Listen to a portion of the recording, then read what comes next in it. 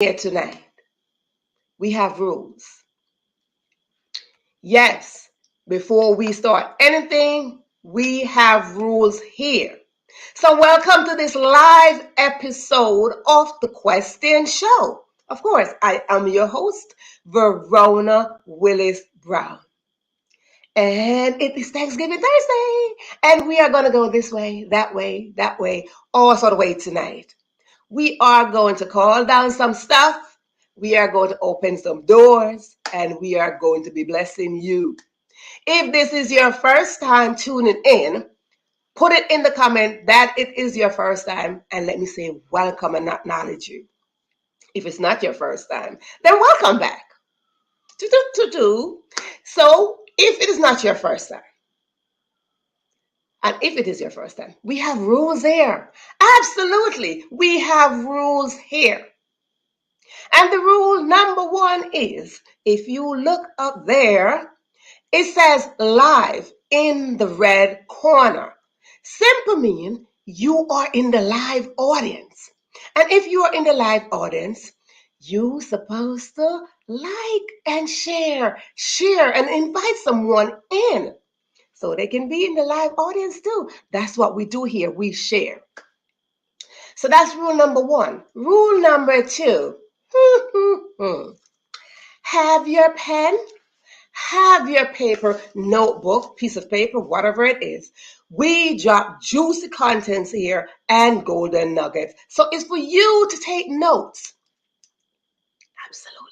We want you to take notes. And then three. What is the third one, you may ask? Ta-da. Have something to drink, because tonight, Lord knows, my water might turn into wine. You never know what will happen here tonight. So, again, if this is your first time tuning in, welcome. Welcome back, Avis Willis and Cheryl. Welcome back to this episode of the Question Live Show. Our very first guest coming on tonight. It's a story I looked just only on the title of his book, just the cover alone. Was very, very interesting. Yeah. Was very, very thought-provoking. And I had to get him on this show. So I don't like to talk too much, but right now you have the opportunity to go to the bathroom, come back real quick, grab your seat, grab your pen, grab your paper, whatever it is, share the video, share this, share, invite people. Because I am going to stop talking and I am going to bring my brother on. And it is with great pleasure. I said, welcome to you all, but I want to welcome my brother, Anthony Brown, to the Question Live Show. Anthony. Hi, how are you? I am doing great. My very first question always asks, how are you doing, truthfully? I am blessed. If I woke up this morning, that means everything is great. You better say it. You better say it. Yeah. Just quick introduction. I am Anthony Brown. I'm currently in Orange, California. I am a licensed healthcare provider, a registered nurse. I'm also the founder and director of a small company called Coordinating and Assisting Recovery Environments located here in Anaheim, California. I specialize in assisting individuals that have dual diagnosis, that's substance abuse disorders as well as mental health. I'm pursuing my career as a nurse practitioner. I am also the author of the book From Park Bench to Park Avenue, as well as my latest creation, I Once Had Nowhere to Go. I'm also working on a project in another state to help the homeless people because I have a passion for our brothers and sisters out there in the streets. And I look forward to sharing my story and my experience and answering any questions here on this show with Verona. Thank you. Whew. Okay, so I did say if you need to have something to drink, please go ahead and have something to drink. Because my dear brother, I was trying to write down all the titles that were attached to your name, but the thing that caught my attention is that your passion for homeless people. And the cover of your book, wait a minute now. The cover of his book says the title of your book says From Park Bench to Park Avenue. Ladies and gentlemen, this is the cover of the book. I need for you to take a close look at this cover. If you can see me and if you can see my brother right there, my dear brother. Audience, before we go any further, if you do have questions for my brother right here, drop them in the comment section and we are going to go right through them tonight. All right. That cover of the book, it got like dark and light. On one side it said from the park bench. Tell us about that cover, please. The cover itself came. It's a picture of my life. I was homeless for 23 years because of a bunch of childhood issues, abuse. I grew up in a violent neighborhood, substance abuse, ended up going to prison for a long period of time. Finally got my life in order with the help of God and some other support systems. And now I am a professor at a college. I was a director of nursing. I have a, quite a few degrees behind my name. And basically, I just want to let people know that just because you're down and out and you're homeless doesn't mean that you're not a person and you're not capable of doing a lot of things. And that's what my book's all about. And that cover reflects my journey. Ooh, we might need some water right now. If y'all need to get your water, you better sip right now because right there, when you are down and out, because your book, it shows where you're in that dark place because your features changes when you transition on the other side of the park. So let's say you went to the other side of the park. And you could see, let me show this picture again, and you could see the difference. There was a difference in your features, in your countenance. You're laughing. God gave you a laugh. And right there, we look at homelessness as a state of disgrace, a state of shame. But how many times do we know that we can be homeless even in our mind? I once had a talk with a homeless man, but he says, I have a home. It was on the street. It was on the street. So on the street is his home. And I like to break up words because homelessness.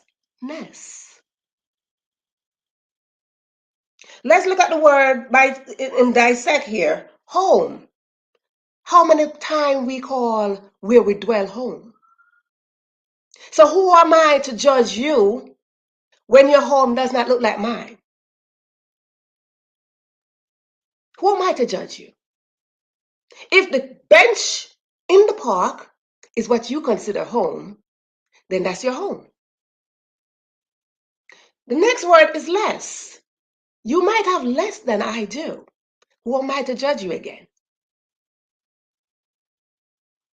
And the word nest, I am not going to use nest as in Ness. I am going to use Nest, nest.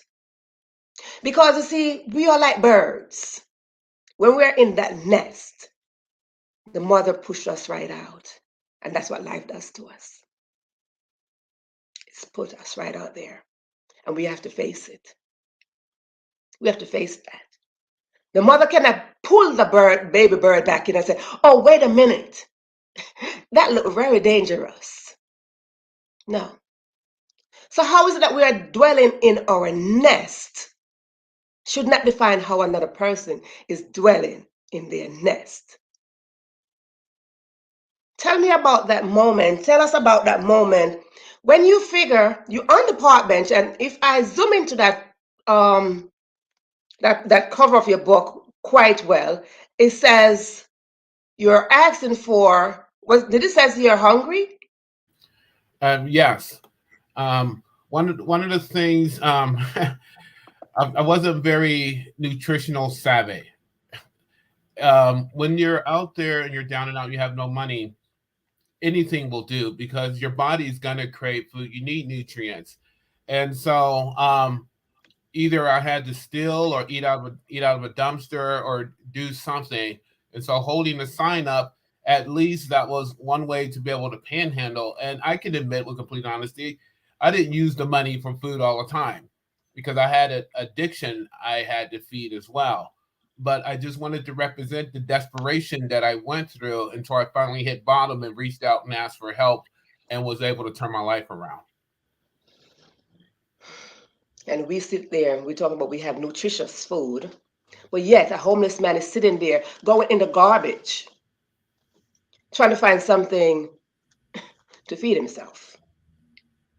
So there had to be a point in our life where we have to figure out how can we rescue ourselves. And it don't have to be homelessness, but we are going to talk about homelessness because that's your story. But there has to be a point in our life where we have to rescue ourselves. Now, you're on the park bench. At what point did you realize you have to rescue yourself?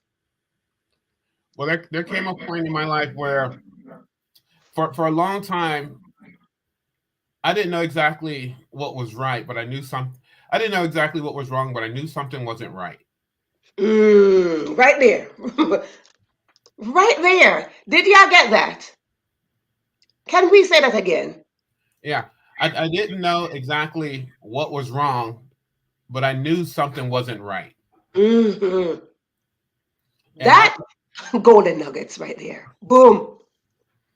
and at that point, I just surrendered, and I asked, and I believe I believe in God, you know, Yes. and prior to this life I have now, I've always used God as a rescuer. Like God help me get out of this, and I promise I'll be better. Things like that. And so I just said, you know what, I'm done. What else? What can you do for me? Because I need something. And I was fortunate enough to get arrested, and and I call that a blessing, to be honest with Yes, you, yes, because something had to stop. I had to be removed from my environment. yes. And at that point, I just come to believe in him and, created a really good relationship with him. He changed from a rescue God to a friend. Mm. Ooh, Jesus. I told you we're dropping juicy nuggets here tonight. Yes. Whoa. Go continue. Okay. And so with my newfound friend, I started my journey. I got into praying a lot, not just help me, but asking for what is it that he wants me to do and give me the strength to do what he wants me to do. And doors opened and I just walked through them. And next thing you know, I have all of these degrees. I have this life. I have all this stuff. And now we just I have a tendency, I will hit my knees before I hit my feet every morning. I roll Mm, out of bed directly on my knees. mm, And that's how I start my day. And mm. and I learned to be grateful for everything. Because when you don't have nothing, everything is a blessing. And I'm really fortunate to even be alive. I'm fortunate to be able to breathe. I'm fortunate to be able to see. All of those I feel is a gift, and I tell him thanks as soon as I wake up in the morning. Thank you for me being alive. Thank you for me having my eyesight. Thank you for my blanket. Thank you for my pillows. Thank you for running water. Thank you for soap. I mean, everything. And so I'm already blessed before I even leave my bedroom. And then I go out and I deal with life as it presents itself. And so far, it's been a winning recipe, and I have intimate conversations. I remember once I asked God a direct question, and Yes. I said, you know what, God, I know cars run on gas, and I know this bench is solid. I know that for a fact. Prove to me that you exist. I asked. I went right to the source. Hello. And we got to do that. Listen, man, we got to do that. Uh, hmm And the results that I got, and the feeling of overwhelming calmness that still is with me. And this happened 23 years ago. mm, And the feeling that came with me, and I was given specific directions. I felt I have three rules that I have to abide by. One, I cannot hate. Two, I cannot intentionally do anything to harm nobody. And three, I have to finish anything I start. That's my direction. And with that, I was able to develop this life that I have right now. And you know, I feel blessed, and I'm very honored to be able to share my story with other individuals. And this is why I wrote the book, to put it out there, so that other people can look. Because in another book it says, "Seek and you shall find." Hmm. That is so profound, Hmm. so profound, and and I'm doing good. You know, Yes, you are. yeah, and I'm grateful. And one of the things I do is utilize this gift that he got me to be of maximum service. And this is why I'm developing a program for the homeless people in another state, so that they can have a chance. This is why I'm out in the public circle, letting people hear my story, so that they can realize that person you see on the street is still somebody's brothers and sister. That's still somebody's Yes. mother and father, and that's Yes. still God's kid. Yes. And you would be amazed if you just had a little bit of belief and some compassion and kindness, what that person can become. I mean, I I've done some things, that a lot of people could only dream about or think about. I'm a nurse. I've worked in nursing for since 2004, particularly or especially in the psychiatric world, because I want to be there for the less fortunate. And I got to see some miracles. When I was going through school, I had the privilege of assisting with 5 childbirths. You know, a lot of people don't have that. I've counseled a lot of families. I've dealt with a lot of intense substance abuse issues. Um, I brought a hospital through that whole COVID pandemic, and it was interesting because all the stuff I've been through as an abused child and drug addicted, eating out of trash cans. I didn't know that God was preparing me to be this person I am today. I didn't know that. He didn't tell me. Okay. He didn't tell me. But when we had our COVID epidemic, I remember once we had a patient that was having respiratory distress, and they were losing oxygen, and I just ran in with no mask and no gloves, and I helped this person, and my assistant said, "Hey, what about safety? Aren't you worried?" And I looked at her. I go, "You know what? You know my history. I've eaten out of trash cans. I put drugs in my body. I have an immune system that dares COVID to even come in here. Now let's get this lady safe."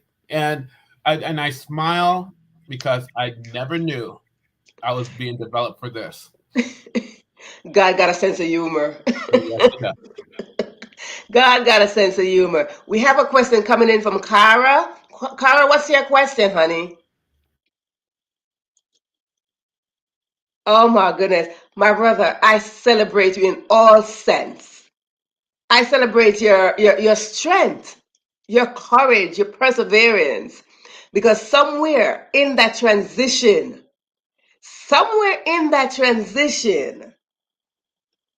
God never left you. You might look away from God for a second, but God said, I'm not leaving you. I knew you from before you were conceived in your mama's womb. So you being homeless didn't surprise God. You eating out of the garbage did not surprise God. Because guess what? In our mind, we are doing that every day, whether we believe it or not. You just did the physical. But in our mind, we are conducting the same kind of behavior.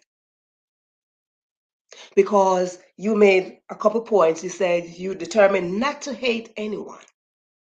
We are seeing this. We are living it. You determined to not intentionally hurt anyone. We are seeing that.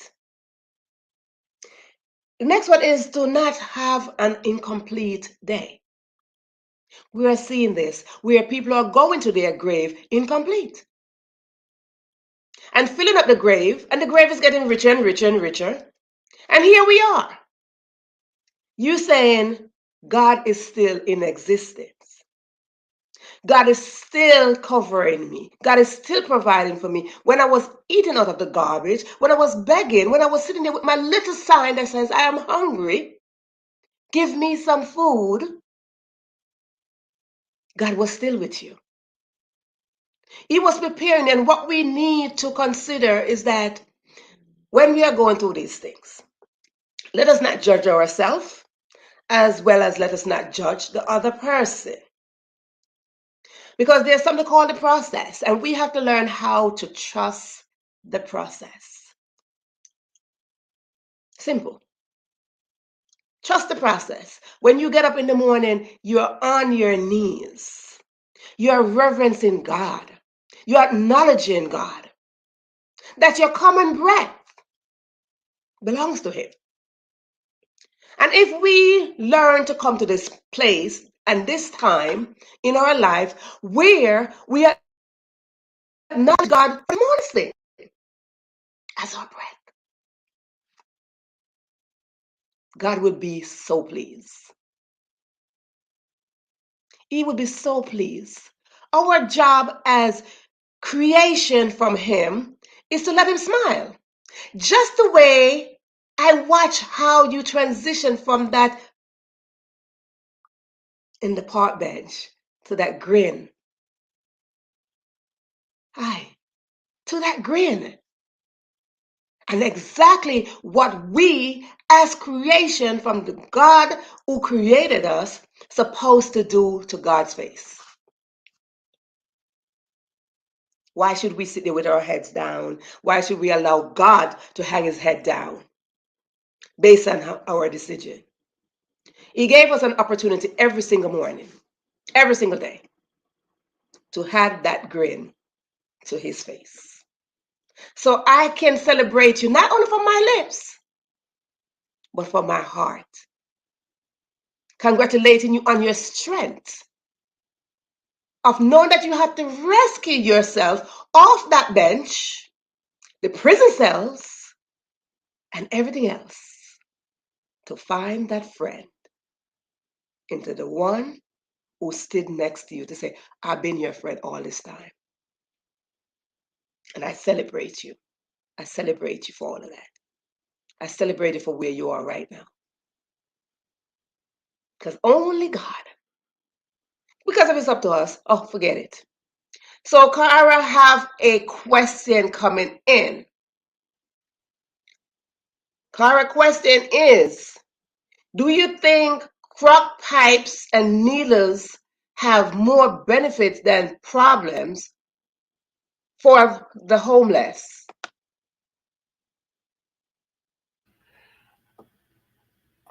Well, That's a good question. that's a good one. I think it would have more problems, to be honest with you. And my reasons behind that is I have experience in both areas, both crack pipes and needles, and I have experience in education of anatomy and physiology. Okay. And anytime that you put any foreign object into your body, like a needle, you're introducing some sort of microorganism into your body. Yes, I understand that you have a habit. Yes, I understand you have a craving. I understand all of that. But what I do know, and a lot of people may not be favorable of this comment, what I do know that most people, especially with crack, you're not going to die from a detox. You can stay away from crack long enough and the cravings will go away, so you don't have to continue doing that. As far as using something as a deterrent or assistance, I'm not that favorable of it if we're going to go that route. And I'll use this for any kind of medication, any kind of treatment. If you're going to go that route, then accompany it with some sort of therapy.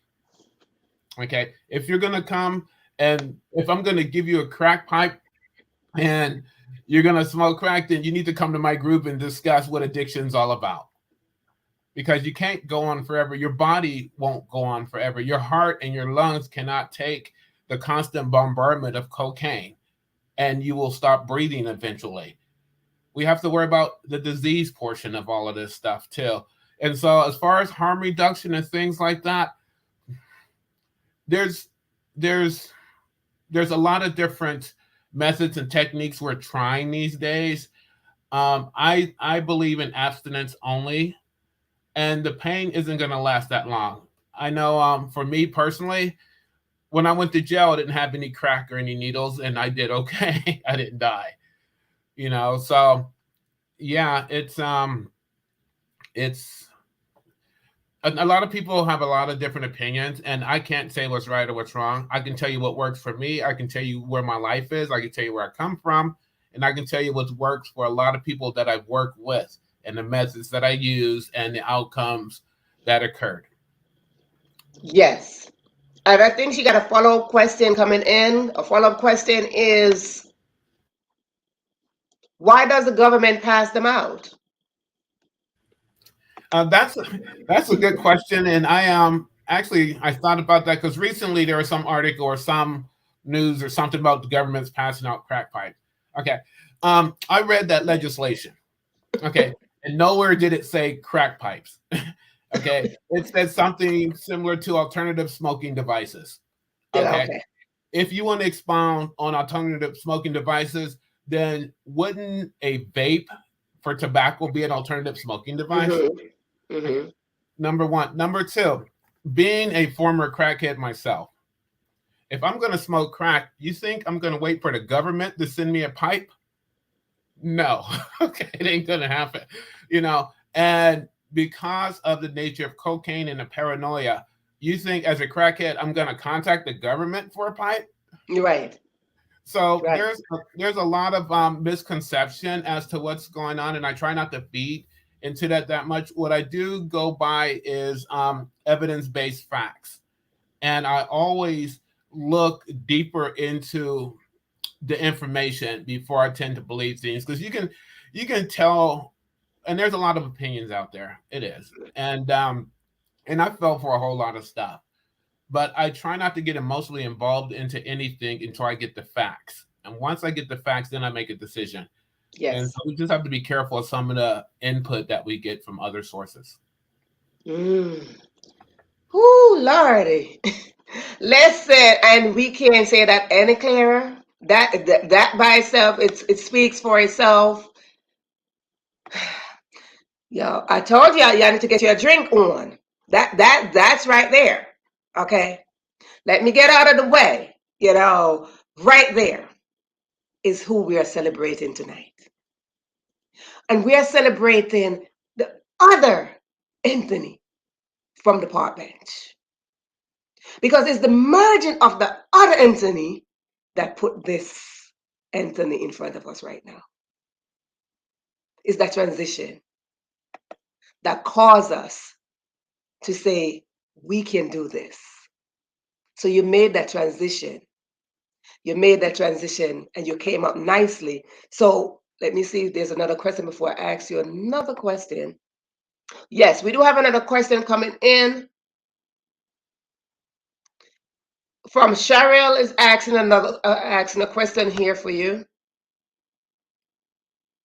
Do you see a greater percentage of blacks in your care? I am in Orange County, California, where the population is predominantly Caucasian and Hispanic. There's a few African Americans out here that come to my care. What's really fascinating, and this is why I'm glad to get out in public, I want more blacks to come to care. You know, Right, right. I want people to get more information and go, okay, I have a problem. I can get solutions elsewhere. A lot of times we tend to take care of our own problems at home, which is okay. But unfortunately, and this isn't nothing to put anybody down or anything, but sometimes we don't have the proper education. Sometimes we don't have the proper resources to be able to get involved in things like cognitive behavioral therapy, rational motive therapy, things of that nature. But for me, get a hold of me. I don't care where you are, what color you are. You want some help, okay? I'll be there. If there's any government programs I mean, I have to pay my bills, but I'm willing to reach out. I put my book out there. I have another illustrative guidebook that I made just for the community. I'll be more than happy to send you one. You can read it, go through it, have open discussion, and that's what we need. We need to have open discussion across all spectrums, and we need everyone to come up and say, you know what, sure, I like what I saw. I like the results. How do I get the results? Because my mother once told me something, and I'm pretty sure somebody else has heard it. A closed mouth doesn't get fed. And so, by all means, if you want some help, help is there, but you're going to have to come for help. And the beauty of getting help is fascinating because sometimes you don't have to come and articulate it so perfect. Just show up and stick around. We'll see you want help. Just show up. So put down whatever it is that you have fears about. And if you want some help, come and get it. We're here. Woohoo! And where can we get that book? Let me put it up for you. And how can we follow you to know what's coming up next and stand in support of you, celebrating you? How can we follow you as well?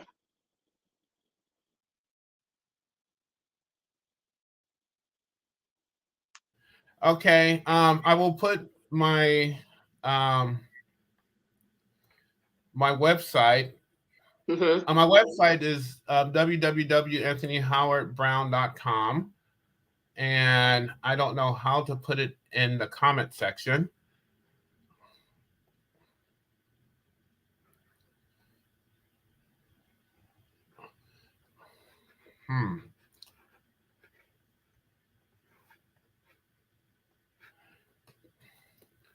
Let's see. And so, yeah, I'm on Facebook. Again, my website is www. Oh, there it is, right there. Thank you. That's my website. You can go there. You'll see the books. You'll see some of the podcasts I've done. You'll see my project I'm working on in Ohio, Brown Manor. There's contact information. I'm available. I'm here. You know. Thank you, Cara. See, it's good to ask for help. You know, when we're struggling, we don't struggle by ourselves, okay? There's always a helping hand. Cara, thank you, darling. Yes. Anthony, darling, do you want to read a snippet of your book Um, as we close down this segment?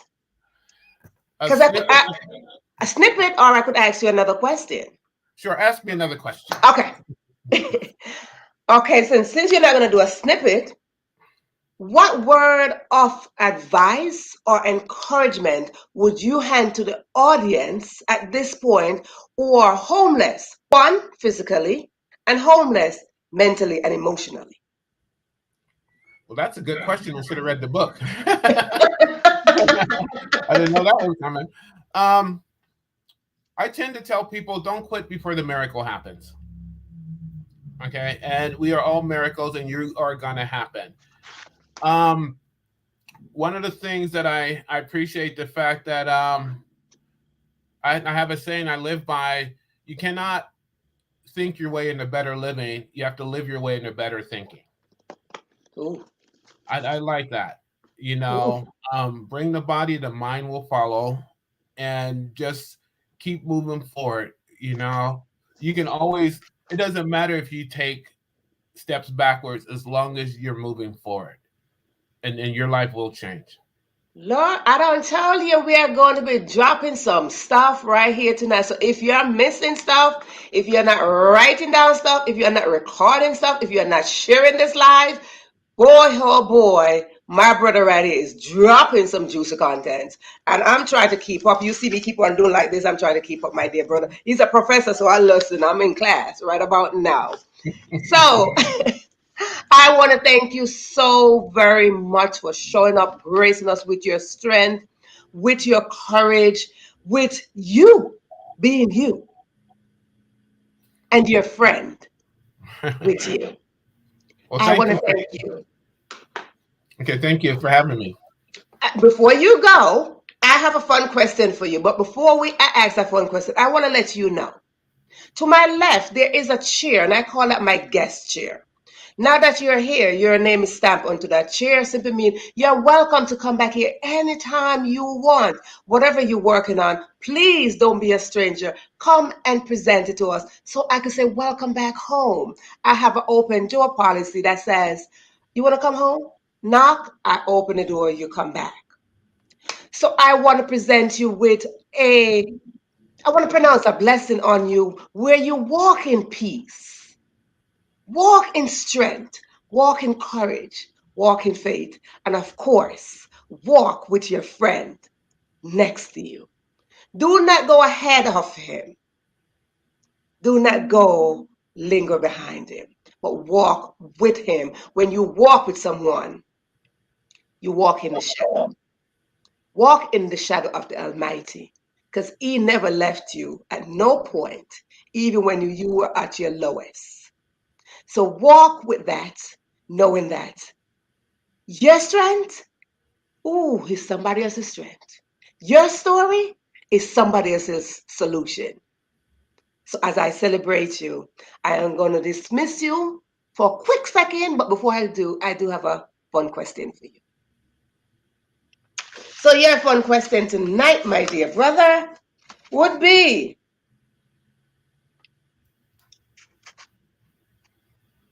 do you have, well, it's kind of fun question, not fun question, it's just off your, not with your book. Do you have any, no, let's scratch that. Which celebrity could you work with and why? Hmm. Um, do you count? Well, no. um, But I take it.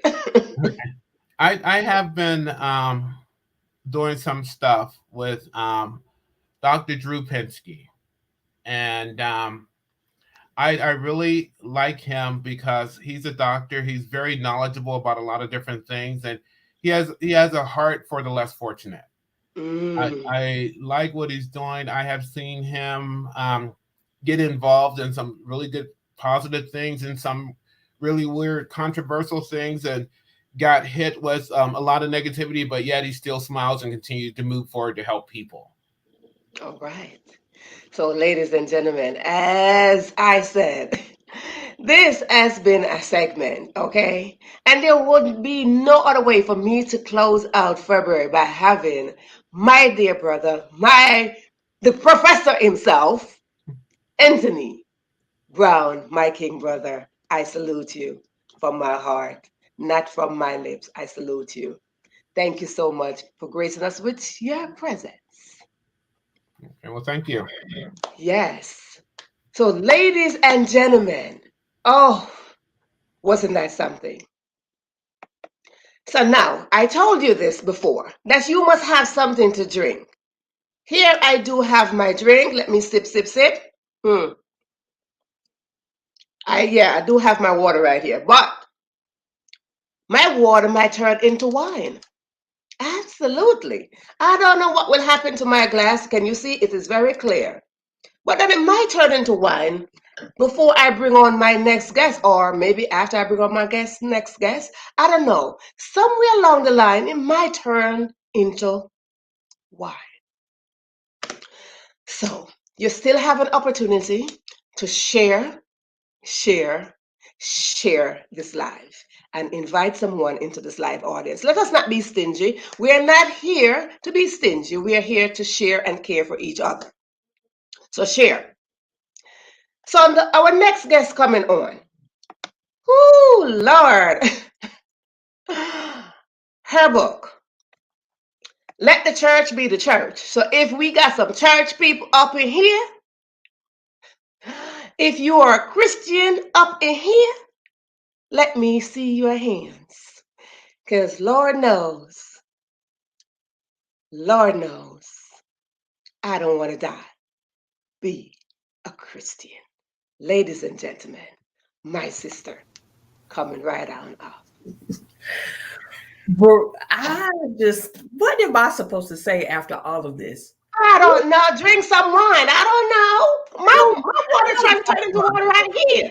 with all of this energy and that testimony, what do I have to say?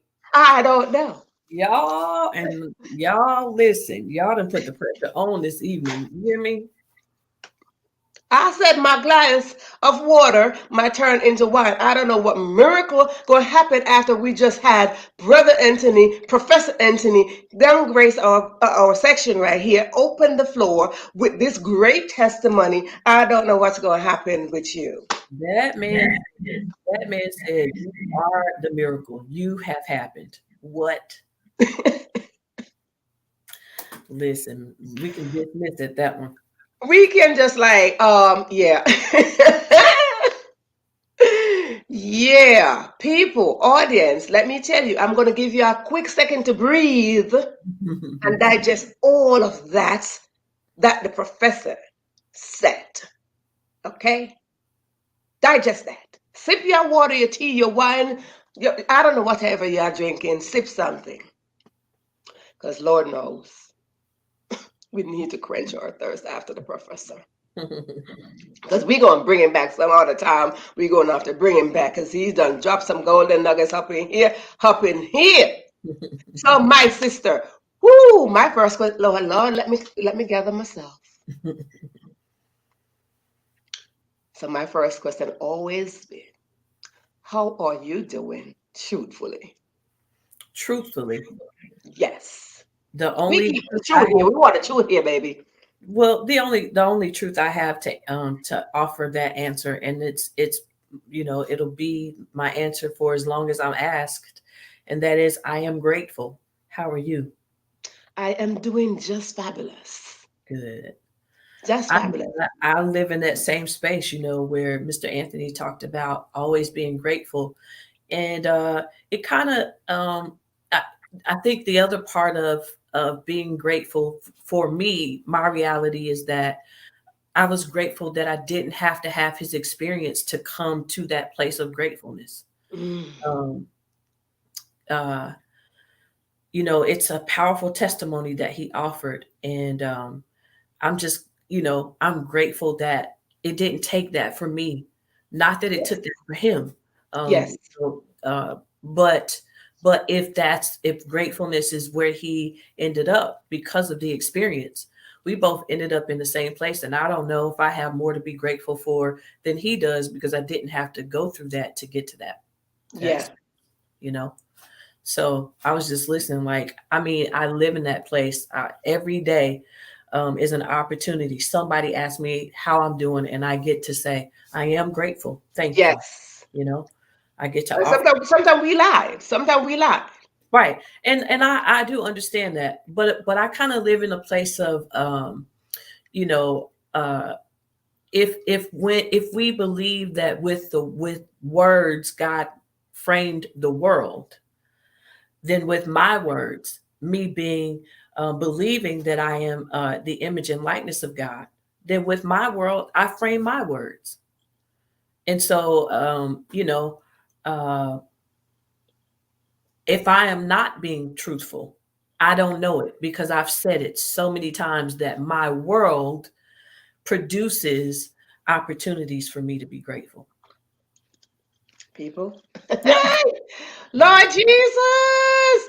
Ooh, Lord, I don't listen here. My pen is in hand. I don't know what y'all got in hand, but if y'all don't have a pen and a paper, use their devices because your devices do have notepads on there. Please take notes. Before we even go any further, look, we did not even say where she's tuning in from, but that's okay. Honey, please let us know where you're tuning in from in this very hour and give us just a snippet of who you are. Ooh, child. Sure. My name is Chandrika Phea. Um, I am from Oklahoma City. I am. I live in Columbus, Georgia at the moment. I've been here for probably a little bit over 15 years.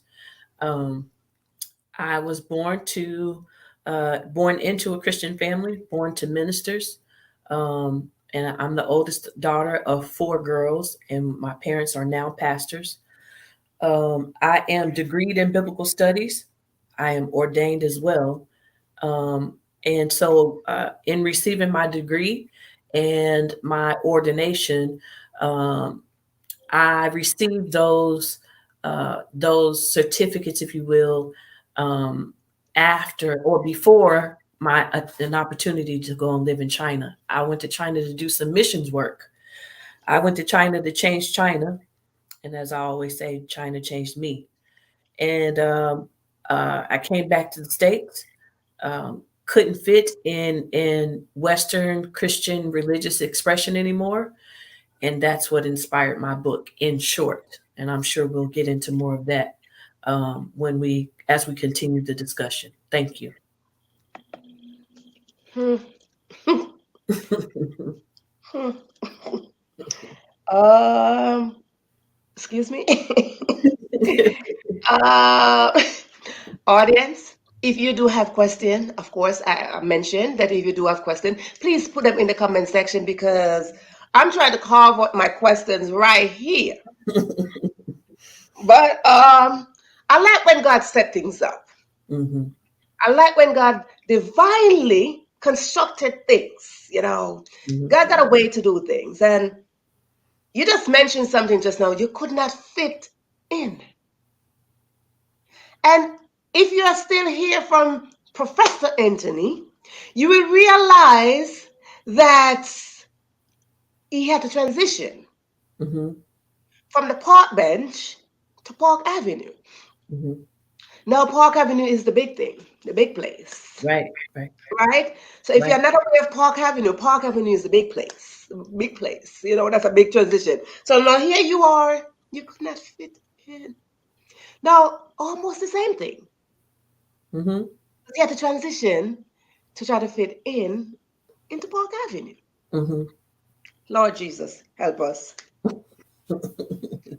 So you mentioned that you're bred and raised in a Christian home. Yes. Now you're ordained. All right. So here we go to the juicy stuff here. Right. How do you define the word Christian?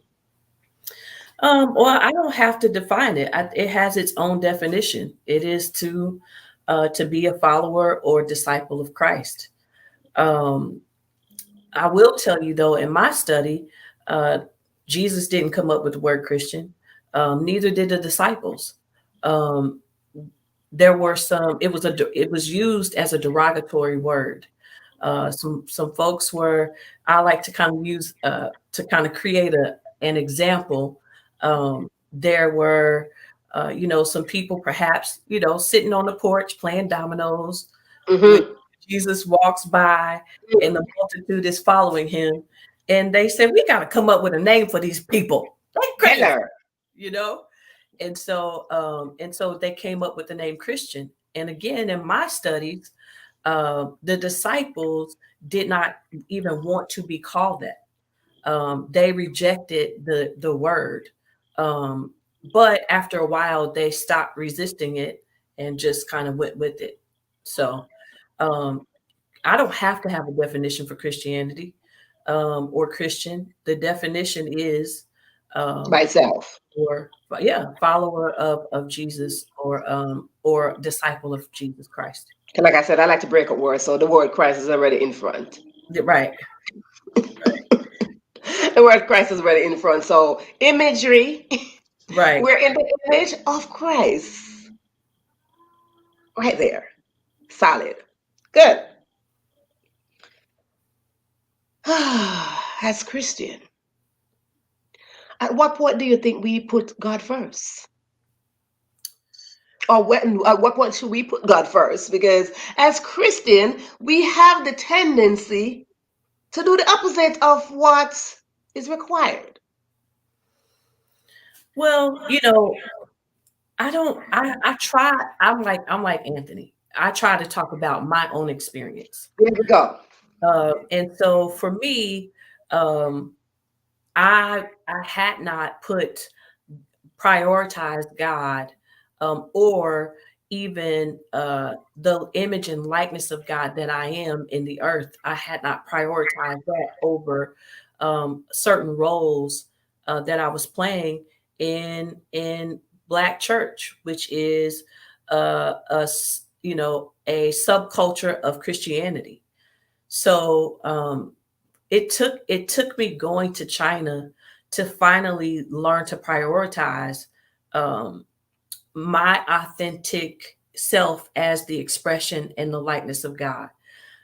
In China, there was Stick up in right there. Stick up okay, in. okay. Stick up in. Because I want you to say that again, because I'm going to get further down into that. Hmm. Your authentic self. Right. Right there. Your authentic self. Hmm. So I wanted to hear that word before self. Authentic self. Authentic. She did not say her Christian self. No. Good. She That's said good. her authentic self. That's right. That's right. There's a difference here in wording. Not Yes. her Christian self, No. her authentic self. And this is where we need to go. Continue. When living in China, there is hardly well, as I think we all know. Let me say it this way: I think we all know that Christianity is not widely accepted in China and by the Chinese government, and Right. so they really do try to keep a hold on Christianity and its growth there. So being there, I couldn't be a Christian, but I had to learn that. So slowly, I was having to take off my title. At the time I went to China, I was a licensed minister. At the time I went to China, I was a worship leader. I had been a pastor of music and arts at a very big church in Oklahoma City. I was the minister of outreach here in Columbus, Georgia. And so, I had to take all of those things off if I was going to be impactful, if I was actually going to stay in China. The Yeah. police followed me. They went through my trash can. They tapped my phones. They tapped my emails. And so I couldn't do everything that Christianity is free to do in Western culture. Right. So it really made me have to figure out who I was without all of those titles, without the title of Christianity or Christian, without the crucifix, without the clothing that we can wear that says God is my savior or Jesus is. Yes. Who am I without all of those things? I had to Well, take all of that off. did y'all hear that question? Yeah. Who are you without the titles? Yes. The labels, All those labels, the bumper stickers, all of you know, that cross on your neck. I had one. And I went there, kind of with one on my neck, and when I came back, I didn't have it anymore. who are you with the big sign that says Jesus is Lord? Yeah. Yep. Who are you that says Jesus is my friend? Yeah. Who are Yep. you without those? Right. Right. Who are That you I am now? blessed to be stressed. I'm blessed and highly favored. I'm blessed and highly favored. Right. Who are you without that? Yes. That is a solid question right here on this episode. Yes. I had to figure that out. All of that language was not permissible there. Mm-mm. It led me to the question where Jeremiah writes about a conversation he had with God when God said to him, "Before you were in your mother's womb," you mentioned that earlier, "I knew you." And so I was led to ask the question, who is the me that God knew? And I don't believe it's a Christian. I don't believe that.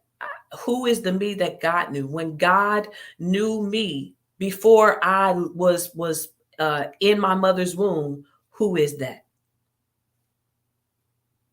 I can't hear you. Before you were conceived. Before I was conceived, who is that? Who is that person that God knew? I need a drink. In fairness, I need a drink. And so I'm still today on that journey, but it started with me unraveling Christianity. I went to China. I tell people my curiosity, it's in my book, my curiosity breathed or inhaled. And when I came back to the States, it exhaled. And it exhaled into this book. It exhaled into me asking questions of the things Christianity taught me about life, God, people. And so I ask those questions in this book. And sometimes I come to a resolve or share my resolve. And sometimes I just ask the question. I literally journal my curiosity, some of my conversations with the Lord, and I date them, and I published my journal. And the book is not necessarily. I didn't release the book, if you will, to challenge Christianity, although it does, in a sense, do that.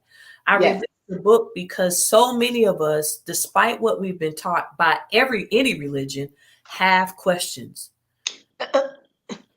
And that and me expressing that is a part of my authenticity. Who, Jesus. Me expressing and sharing and showing and making my questions public is a part of me being authentic. You're proclaiming that this is me. Yes. I am not a Christian. This is me. I have a degree in biblical studies. I have a ministry license. I'm ordained, and yet I still have questions. I don't have all the answers, and I don't think any religion has all the answers. No. And I have questions not just about all of the answers, but I have questions about the answers that Christianity has provided. Lord Jesus. Listen, I'm not on the praise team, honey. I ain't going to sing no song up in here because I am not on the praise team. I am not the minister of praise. I just be my own self. I don't know nothing about all of that, baby. I don't know how. Look, I know how to beat the tambourine, and that's it. See.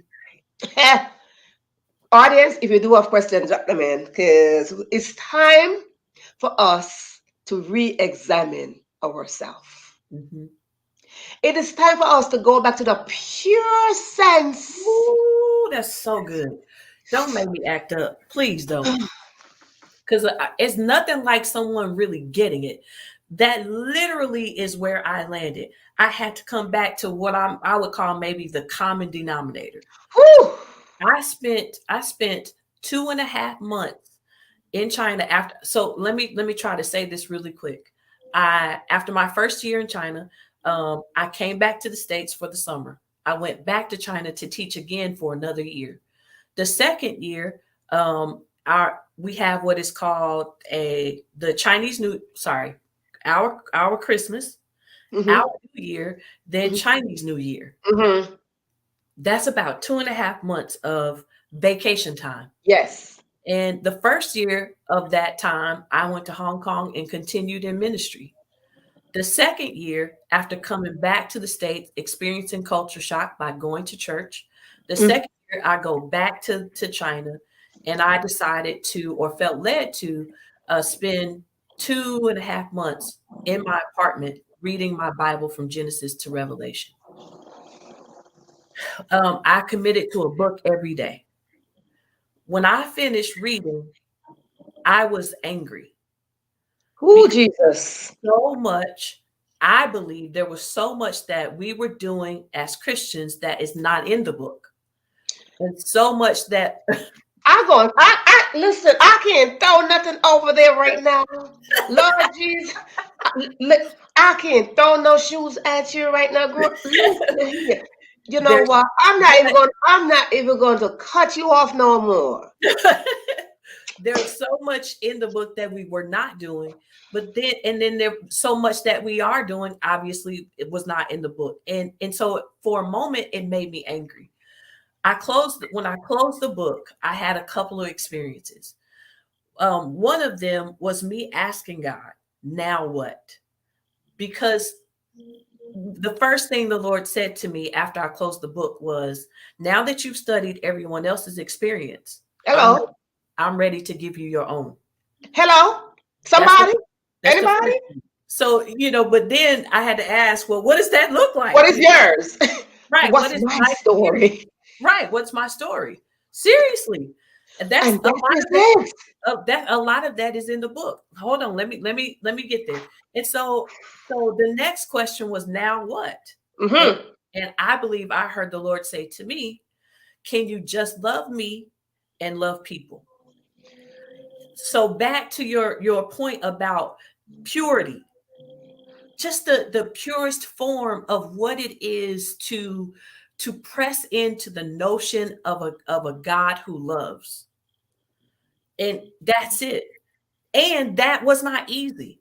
So in No. order to do that, it was easy to love God. For me, I had already been doing that. It Right, was right. easy to love people because Christianity had taught me differently. Even though it said love people, even though it promoted a book that said love people, it hadn't taught me to love people. And so I had to go back and ask myself questions of Christianity and a lot of the things it taught me, and strip away, if you will, those fig leaves that kept me from loving people. Fig leaves, as in Adam and Eve in the garden, and they covered themselves when God came looking for, I've never said this before, their authenticity. Now, Let's turn the pages, people. I ain't never said that before, but that's good. I'll throw a shit myself. Lord Jesus, come on down and help us. Let's start. Hello, somebody out there. Now, anybody out there, somebody out there, how are Mm. you listening to this? Because right here, there's no other way we could have closed February episode. There is no other way. From before I was born, before I was conceived, this right here, this day was already ordained. I agree. This day. So no matter what we went through, no matter what we are going through, the day that you're in was already ordained. I agree. And Lord knows if we don't change our mindset, Lord knows if we don't learn to re examine ourselves and stop calling ourselves Christian, but yet we are judging each other. Hmm. We are cutting each other down. We are causing church hurt. And we refuse to say we are sorry.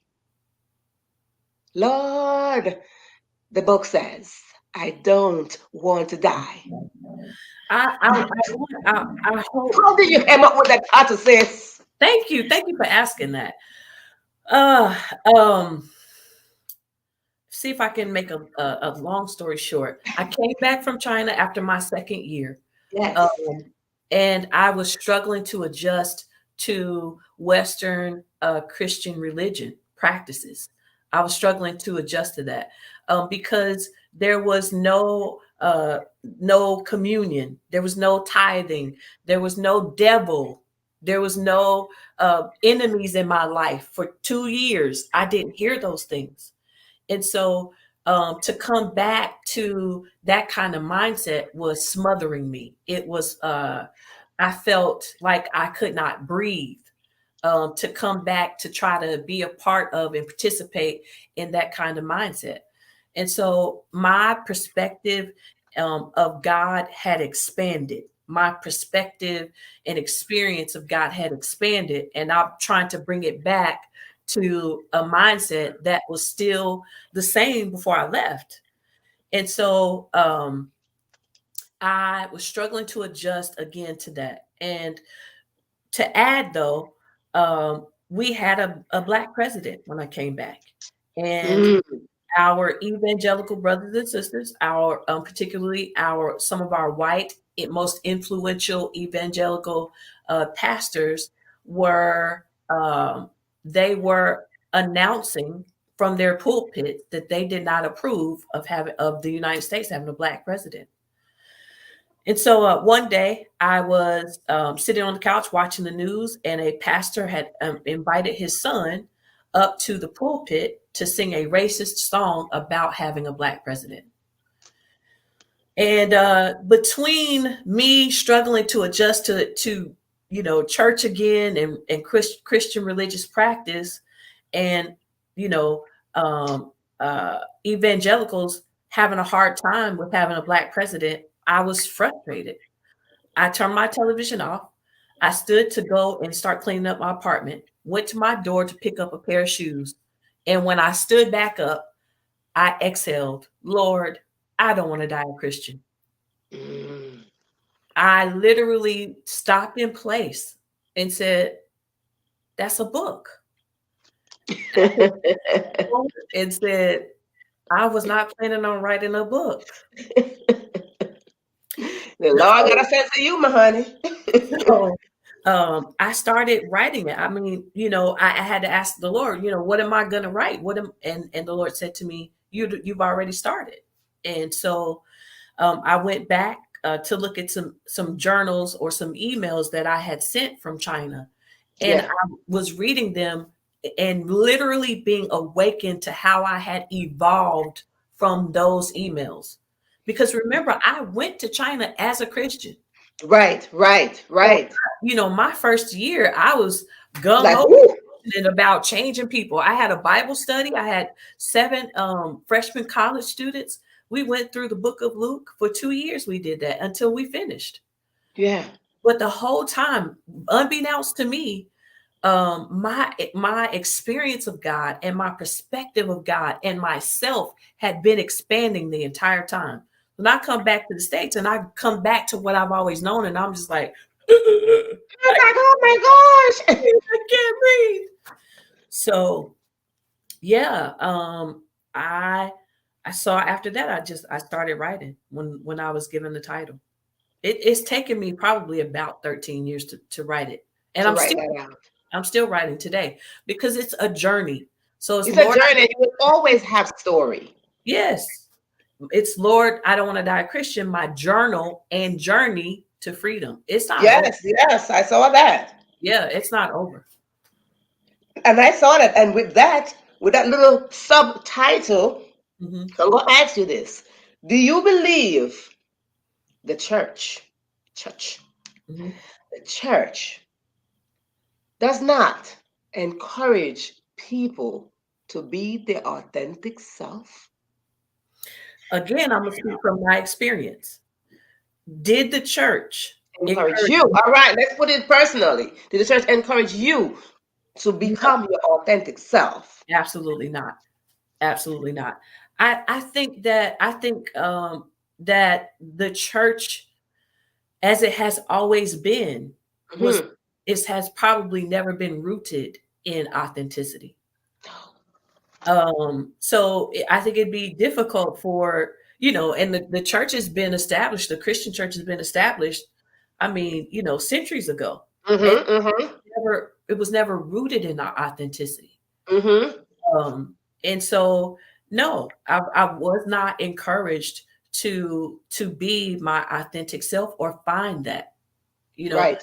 I someone posted the other day, it seemed pretty deep. We always asking or we're always saying that we want to be like Jesus. I'm gonna flip that around and say, did Jesus want to be like you? Come on now. But then I asked the question, did Jesus want me to be like him? Come on now. Or did Jesus want me to be me? Come Did on he now. want me to be the me that God knew? So, when Jesus tells the multitude, you are the light of the world, and the salt of the earth, a city that cannot be hid, light is as authentic as it can get.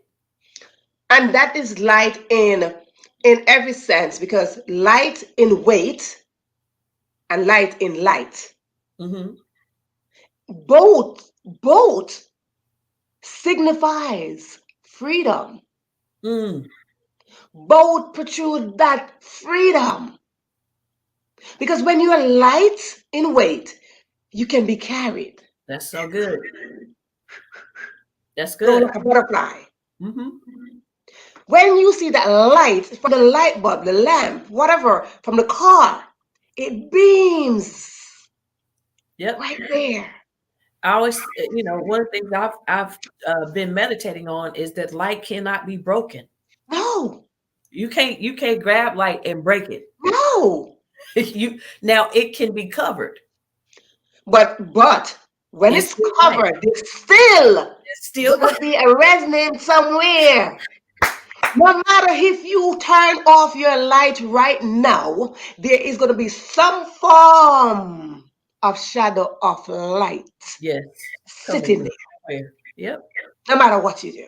No matter So what you you do. cannot dim light. And this is what happened, Christian. This is what happened. Lights are being dim. And when I say lights are being dim, we don't get the opportunity as Christian to develop our dreams, fulfill our passion, become our authentic self, because we are like this. You do this. You do this. So you are only telling me what to do, but when God is telling me to do something, where do I stand? Right. Because you are directing me, follow Christ, do this, do that. But God is giving me direct information, giving me my dreams, not yours, my dreams. Right. And the dreams that He's given me, it is not for you. And He never told you my dreams. Right. So why is it that I should dim? Because your dream is your light. Your passion is your light. So I'm dimming my dreams. I'm dimming my passion. I'm dimming my visions, my full purpose here, my authentic self here. Yes. Why? Because I want to please you. But why are we not pleasing God? Right. Why are we not evolving? That's good. Why are we not evolving? Why are we not getting this point where we have to rise up and transition out of, I'm going to use Professor Anthony, homelessness in our mind, and say, I am not my authentic self. At what point will we rise up out of that? And your book just like,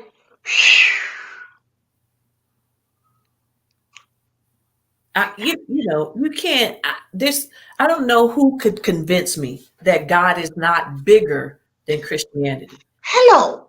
When I opened and when I finished reading this Bible, I was having throughout reading, I was having an experience that Honey, I can hardly describe. When I closed the book, my I've been there. experience of God continued after I closed the book. I'm done. I'm finished reading. I read the last word in Revelation. But God, having no end and no beginning, supposedly, as Christianity taught me, Whew. is captured in a book that does have a beginning and an end. Honey, No, I've been there. I know what you're talking about. I can you relate. cannot tell me that God is not bigger than Christianity. And If if you God, can relate, write it in the comments that you can relate to this. yes, if God is as eternal as Christianity says He is, it is, she is, they, whatever, however you want to However you define. want to call it. Yes, then there has to be an experience of God designated just for me. I write in the book, who else is standing in front of a burning bush and listening to it talk? Who else who else has taken a rod and put it in front of a sea and it split? Who else got carried away in a chariot? Who else walked with God until they were no more? These were experiences supposedly designated for these particular people. And Yes. I keep studying and practicing their experiences, and all the while, there's one designated just for me. Right. Where is your Where story? is my experience? And Where is your freedom? yes. Where's your journey? And how do I put my hands on it studying everybody else's? You can't. I can't. Because Because their again, vision, their story, their journey is not yours. right. So, and if it's true that we are what we practice, Then Sunday mornings, Wednesday nights, Bible studies, Sunday school, we're practicing, and we take this Bible and we go and practice someone else's experience every week for 30 and 40 years. And God is saying, I'm ready to give you, or I'm ready for you to experience your Yes. own. There is a part Yes. of me that is designated just for you. There's an expression of me that is you that you have yet to experience. I done told you my water might turn into wine right now. Right now. Right now. I'm watching I'm watching my glass. But here's the thing about that, though. That's not your experience. No, because it's Somebody, no, because it's still here. right. But there is one that is designated for you. And what is it? I'm not looking for to be able to walk on water. No. I'm not looking to be able to part sea. No. I'm not looking for my water to what is my experience? Yes. Yours. Keyword audience. What is yours? Mine. When we are saying individual, my experience, because my experience is not my sister's experience. No. And you are not supposed to be judging my experience Right. based on your perception of me. Yes. Or God. Or God. Because when God handed out gifts and talents, and he gave me mine, and he gave you yours, you know, like, okay, no, you can't judge because of her gifts and talent. That's what I gave her. So how dare you to come and talk me down from the gifts and talent that were planted in me? Right. How dare you tell me in the Bible it says, I'm sorry, what happened? So where's my story? Right. Are you comparing me, my story, my experience with Luke, Matthew, and John? Come on here. Peter, Simon. How are you comparing my story with them? Here's the thing. The thing is, the reality is that the Bible did not exist when they were having their experiences. So what did Moses have to compare his experience to? What did David have his to compare when he stood before in front of this giant with a slingshot? Hello. What story, what testimony did he have to compare it to? They didn't have these stories. They didn't have a Bible. So we sing it real hard. Let's get back to Eden and live on top of the world. Listen, please. But in Eden, the Bible didn't exist. Lord, help us to be awakened and stay awake. In Eden, the Bible didn't exist. So you say you want it, but you say you've been redeemed, redeemed or justified if I have never done, justified, never done it. When was that? When did we get into this so-called sin? Justified, never done it. So let's go back to when they hadn't done it. Hello, somebody? Anybody out there?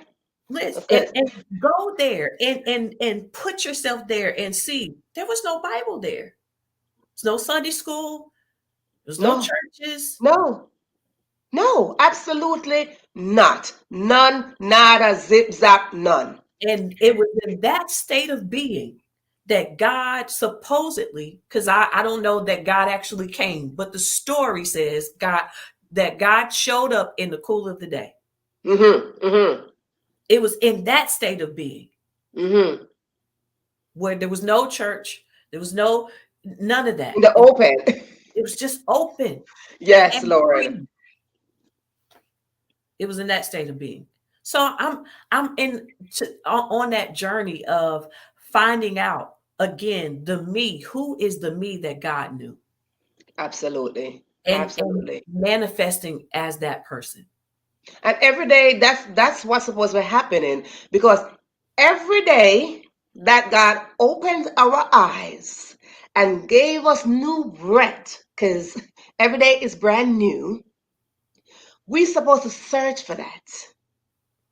Seek to find out your authentic self. Right. Drop all that title, drop all of that stuff, Right. drop all of that and say, who am I?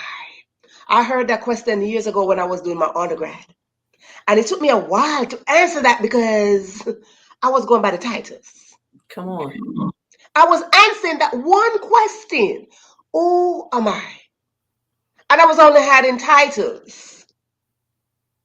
And I was like, ah! And it took me years later to go back to that one question. Who am I? Who am I? Right. I literally have stopped since this book has been published. I was titling, best-selling author. Now I've just again, as I pursue manifesting as the image and likeness of God, I don't even want to put that limitation. No. So I now have said author of best-selling book. And when in some cases I say I have authored the best-selling. You gotta have to rephrase stuff, honey, because let me tell you something about a title. Title will mess you up. I'm being careful. And it's not, and it messes me up as it relates to limiting my experience. To me, in my world, as far as according to my revelation of God, is that it limits my experience of God in the earth as me, as you, how am I to experience God? I don't want to limit that experience of God by titling or wrapping myself up in, the fig leaf, if you will, of what I've accomplished. Audience, we went over time, but that's okay because God controls time. I like to say God is the master of my time. But I'm going to tell you this because I'm going to put a pin because I'm going to bring you back. No. I'm going to listen, honey. Audience, yes, I know. Whatever y'all saying right now, I'm sticking a pin right there, ding, right there, because she's gonna come back. Well, amen. She's gonna come back because we going to get deep down into this here. Yeah, this right here, because let us know where we can get the book. It is obviously on Amazon. It's at Barnes and Noble. It's at Books A Million and a couple of other places. Google it and it'll show up. Okay, so if you are missing the name of the book, you can't miss it at no point. This is it.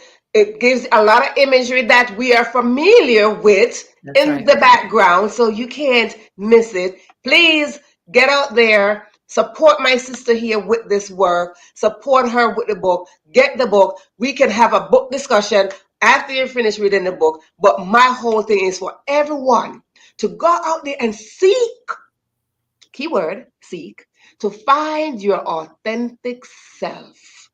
Get on the journey called freedom, because it is freedom that will let you know who you are individually, not as a congregation.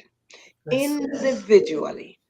Because when you evolve as a butterfly, you cannot return to a caterpillar.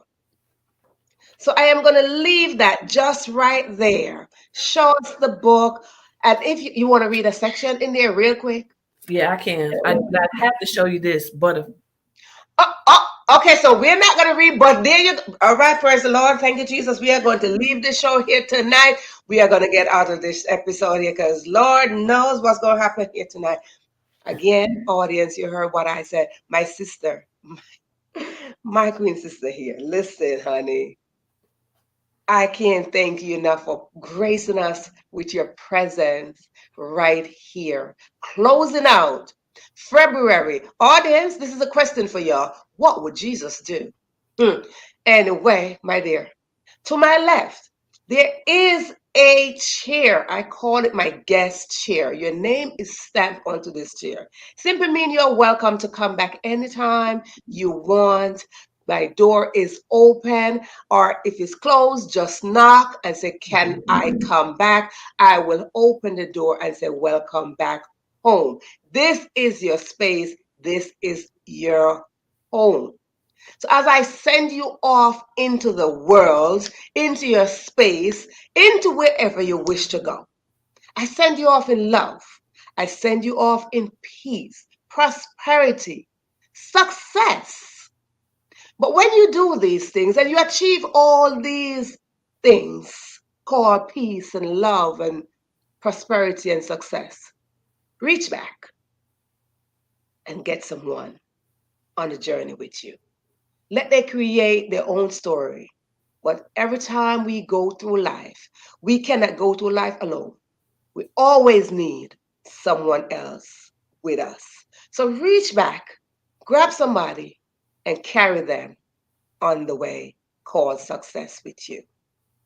So before you go, there's always a odd question, fun question, I must say, that I like to ask my guests. So let's see what would be yours tonight. How do you like to be comforted? Hmm. So you have, okay, let me stress this a little bit. Okay. How do you like to be comforted when you're sad and or upset?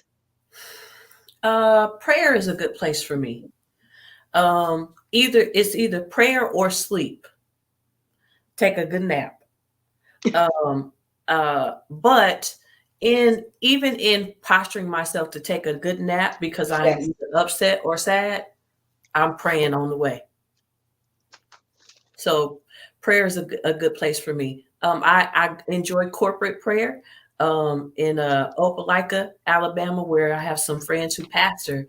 And this last Saturday, I was really struggling to go because of all of the injustices that we've been made privy to in the last few weeks, especially Black people. And I just didn't feel like going. I didn't want to talk to God about it. Mm-mm. And I wanted to use my time in prayer for something else, but I went, and not even 5 minutes after getting on my knees, I heard the Lord say, "And they are mine too." That was it for me. I was in tears. And so what the Lord was saying to me is those who commit the injustices, Belongs to him. they are also his. Ladies and gentlemen, we couldn't close with no other statement They that are we mine too. all of us, Mhm. every last creature on this land, from the smallest insect to the giant man, belongs to God. Mhm. Without him, we are nothing. He's the one that put breath in our body. If you listen to your heartbeat, he's the one that's controlling that. So let us learn to acknowledge ourselves and let us learn to acknowledge the next person by loving, respecting, honoring their presence as human, spiritual beings. We are spirit beings only because we have flesh covering us. But one way or the other, we must learn to acknowledge this. Then and only then we will have peace on earth. Then and only then, love will reign over hate. Justice will reign over injustice. So as we close out tonight's episode, I told you I might have to just call my sister back. As we close out tonight's episode, close up with that thought that we all belong to God. My sister, do you have a final word?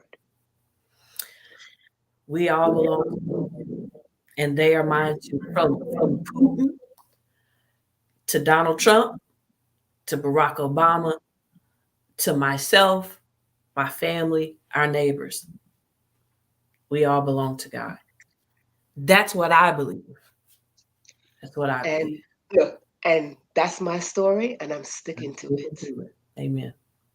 Ladies and gentlemen, Here we go as we close out this episode of the Question Live Show with your host, Verona Willis-Brown, here on another episode. Not only that we close out another episode, but we closed out February. We're in the hindsight of March. So as we look forward into March, let us look forward knowing that we all belong to God. This is your host, Verona Willis-Brown, saying, see you here, same time, same place, on the Question Live Show next week, Thursday, where we will start March. Have yourself a peaceful life. I send peace and blessing to your space, to your home, to your mind. Wherever you go, I send peace and love and prosperity and success.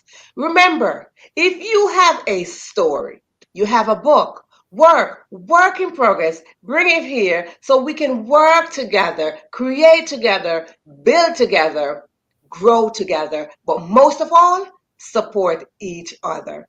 This is your host, Verona Willis-Brown, saying, see you on the next episode.